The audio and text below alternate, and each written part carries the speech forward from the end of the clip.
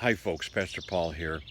I was remembering this morning a friend of mine in college came back from intro to psychology class, and he'd lost his voice.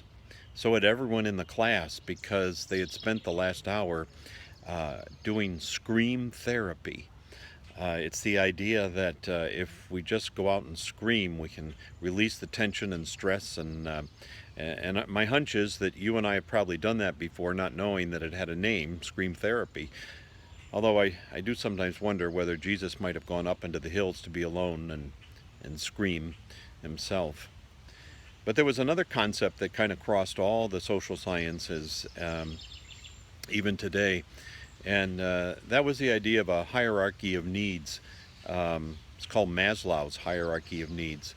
I'm not going to go into a lecture in psychology, but he talked about the idea that we have to have basic needs met before we can really um, address the larger concerns in our lives. He said, the first is a sense of physiological needs. We've got to have food. We've got to have something, water.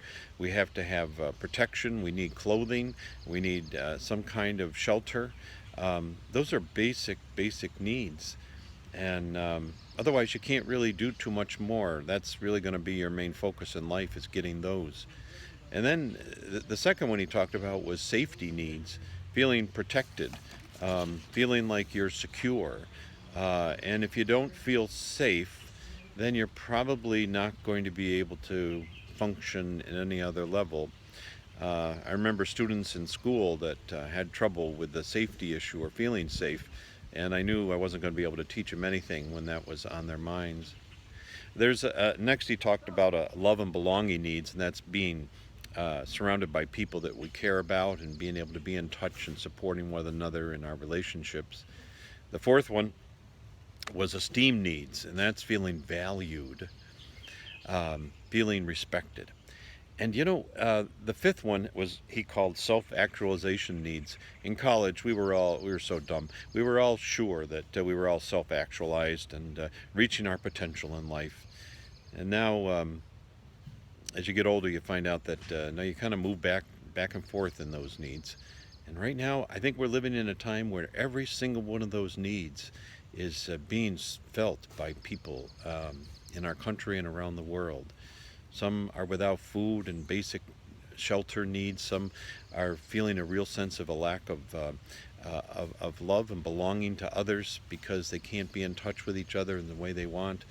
There's certainly safety needs in relationship to the justifiable protests for change in regards to justice in our country. So many people are not feeling safe, or that the society is looking out for them. And then, of course, there's the esteem needs and feeling respected. And that causes all of us to react rather than to respond in healthy ways. Um, let's hang on through this, because we have a God who promises to meet our needs and help us find those ways to meet those needs. Things are going to get better. See you next week.